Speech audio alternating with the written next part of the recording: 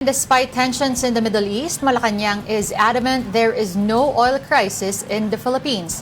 For the details, we have mobile journalist Julie Baiza. Okay, Julie, hindi krisis ang tawag ng palasyo sa 130 pesos per liter na diesel. Pero kung walang krisis, bakit may crisis committee na bubuuin?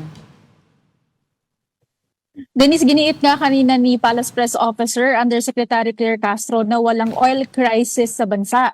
Ang sabi niya, malinaw daw yung paliwanag ni Energy Secretary Sharon Garin na may sapat na supply ng langis ang Pilipinas. Ongoing din daw yung negosasyon para sa pag-aangkat ng magkahiwalay na 440,000 at saka 600,000 barrels ng fuel. So dahil may sapat na supply ng langis, hindi masasabing meron krisis.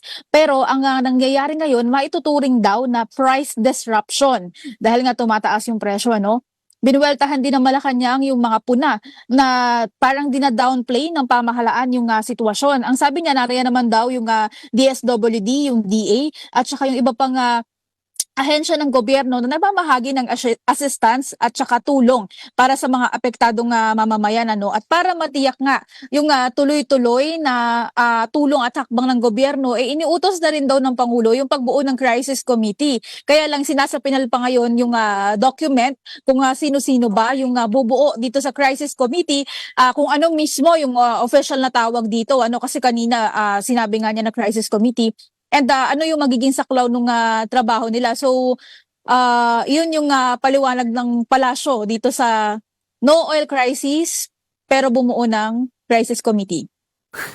Okay, Parang sorry. ito yung bagong ICI Sorry, Julia. Ang ginamit kasi ni Yusek Claire kanina, price disruption. Walang oil. Katulad dun in-explain. For context lang Yes. for context lang, si PBBM kasi una na niyan sinabi na may oil crisis. So doon nagmula yung tanong kasi nasabi nga previously din Yusek Claire na walang oil crisis. So parang ipinapaliwanag sa kanya bakit ang Pangulo ito na yung ginamit na term. And ang sinabi nga ni UCC kanina, ang pinapatungkulan daw ng Pangulo oil crisis sa Middle East at hindi oil crisis sa Pilipinas. So yun sa atin ay price disruption. Ikaw naman disruption lang Hindi, yun pala nga napanood ko kasi kanina yung sinabi ni Yusek. Pero okay, anong sinabi ng palasyo, Julie, doon naman sa question tungkol sa pagbawi ng Pangulo doon sa fare hike? Kasi sasabay ko na rin, Julia, kasi I know Yusek was asked also doon sa, di ba, nabigyan ng emergency powers itong Pangulo para nga tanggalin yung excise tax pero hindi pa rin tinuloy. And people are asking for an explanation still right now. Oo, una doon muna sa anong paliwanag kasi kahit tayo nabigla doon sa biglang anunsyo na suspended na yung fare hike. Ang sabi ni UCC kanina, tinatry daw na balansehin kasi sino daw ba yung unang binigyan ng ayuda, hindi daw ba at yung mga tricycle driver and kasunod nga na mabibigyan yung mga PUV, TNBS, mga jeepney drivers and operators kaya binabalanse lang daw ng gobyerno dahil yung mga commuter wala naman daw natanggap na anumang cash assistance from the government. Yung isa namang tanong mo tungkol doon sa emergency powers kasi last week, I think Wednesday, sinabi ni PBBM na parang depende pa sa sitwasyon kung gagamitin depende sa sitwasyon. Yung kung gagamitin nga yung emergency powers. Ang sabi kanina ni Yusek Claire, for sure pipirmahan daw ng Pangulo yan. Pero magkaiba daw kasi yung pipirmahan at yung ipatutupad kasi merong nakasaad sa batas na kailangan within 30 days na nasa $80 yung kada barrel ng fuel kada araw yung presyo. Kaya yun daw yung sinasabi ng Pangulo na hindi agad mai-implement kasi nga may mga kondisyong ganun sa batas. Pero ang assurance niya kanina kung lalagdaan daw yan ng Pangulo kasi siya nga daw yung humiling yan, di ba? Sinertipikahan nga niya yung urgent. Wow, man. Hindi, kung makuha daw yung bill, nakanino ba yung bill? Wala pa daw yung bill. Wala pa. Hindi pa siya hawak ng Pangulo. Sa ngayon, last update kay Yusek Claire. Kailangan ba literal na hawak niya yung papel? Sakit Kasi sa ulo lagi na to. sinasabi, di ba, Oo. pag-aaralan, titingnan muna kapag nakuha. So, since hindi pa nakukuha, hindi pa napapag-aralan. Ganda, tapos madaliin Pero okay,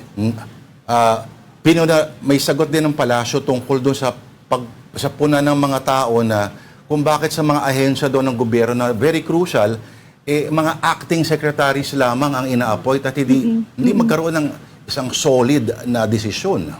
Actually, sagot niya yan kay Senator Amy. Kaya ang sabi nga ni Yusek Claire kanina, medyo harsh daw si Senator Amy.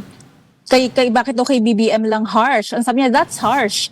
So, ang paliwanag naman, parang binibigyan may kapangyarihan naman talaga yung CA and depende naman nga din talaga sa kung sino yung mapibigyan ng tiwala ng Pangulo and sinusunod naman daw yung proseso sa pag-appoint ng mga iba't ibang officials sa mga posisyon sa pamahalaan.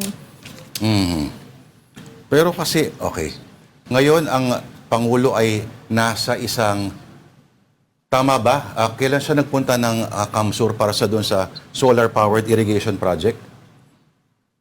Kaninang umaga din siya nagpunta ng Kamsur. After niyang salubungin yung around 343 OFW sa Villamor Air Base kanina. So yun yung una nating pinuntahan.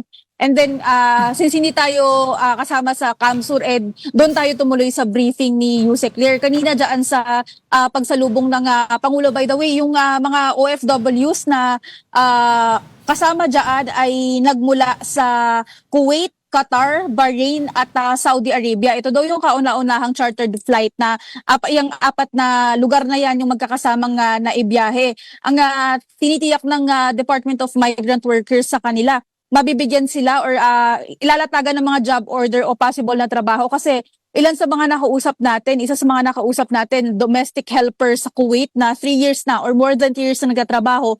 Pero dahil sa trauma, ayaw na daw talaga niyang bumalik.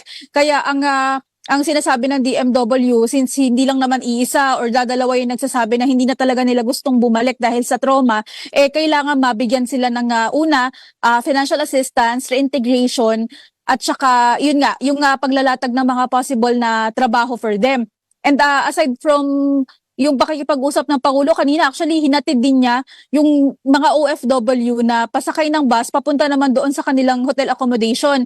Karamihan sa kanila from Mindanao, so maghihintay pa sila ng flight pauwi ng kanilang lugar. Yung isang nakausap natin from Sultan Kudarat, so baka daw maghintay pa muna ng 1 hanggang 2 araw bago makapag-book pauwi or makapag-ayos ng biyahe. Pero yung mga taga Luzon or yung mga kayang ilan travel, ihahatid din naman ng DMW and OWA.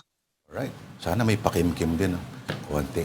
Alright, maraming Hindi kasi sinabi kung magkano, pero may financial assistance May daw. Ang financial sabi ni assistance naman pala. Secretary Kakdak kanina, ayaw niyang magbigay ng exact amount or ayaw niyang pag-usapan yung amount na ibibigay. Pero may assurance na mabibigyan daw. Kasi paglapag ng mga OFW kanina, pinrocess sila. Merong mga dokumento or may documentation paglapag ng kanilang eroplano. Alright, thank you very much. Our mobile journalist, Julie Baiza.